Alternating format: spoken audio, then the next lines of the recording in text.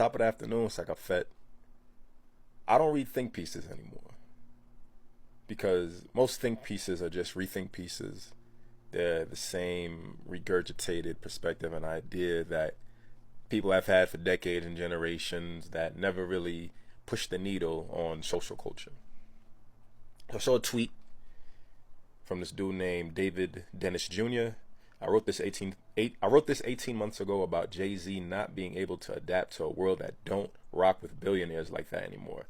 And last night proved that point again. I don't know what happened last night. I don't care. I went to his piece, the billionaires lament how the world changed around Jay-Z. His 3 common aspirations inspired millions, but what now when billionaires are under fire? Most articles, I kind of just go down to the comments. And I go to the comments because comments represent the pulse of our society, right?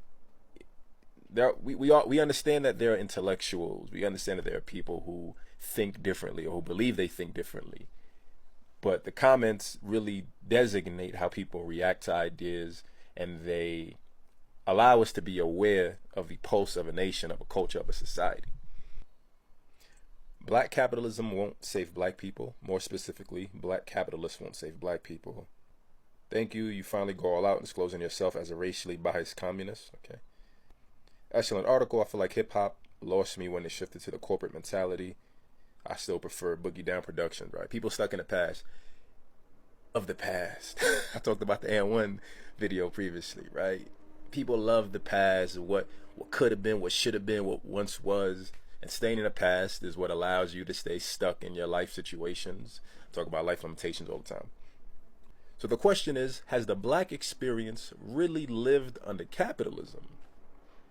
I know the other side of this, right? Majority of people hate capitalism. I think most people who dislike capitalism are people who, it's layered. I'll say like that. It's layered. But as I say, it's a game. It's a system. And you utilize the system to your well-being as you see fit. And if you don't utilize the system, if you don't play the game, if you don't find a way to balance playing the game with honoring yourself and living how you want to live, then there's nothing for you within the system, and you will forever be oppressed. The Atlantic slave trade brought what would become black people into the Western Hemisphere under the oppression of capitalism, right? I think that's a fact that I believe. And since then, right, the entire system was founded on oppressive capitalism, not capitalism defined within itself. Capitalism within itself is value for value, equal fair trade. As I've said this before, it's never the system. The system, it's just a name. It just exists. It's the people who live within the system. It's the financial system and the political system that is supposed to be aligned and that's supposed to keep the financial system in check, but this doesn't happen for plenty of reasons, right? I always blame the individuals. I blame society because we en masse don't really show up to invoke change. But also, like I said, it's difficult. It's a difficult game because of influence and media conditioning. I'm reading Post-Traumatic Slave Syndrome by Dr. Joy DeGruy. And she's going over the history of the black experience, more specifically within the United States.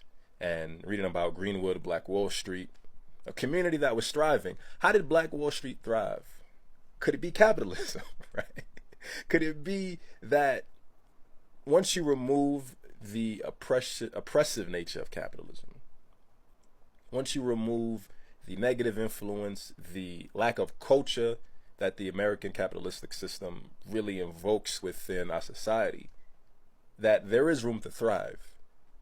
So those are my 2 questions. Has the black experience really lived underneath true value for value capitalism?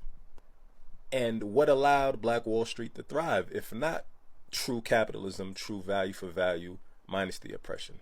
That's all I got. Peace.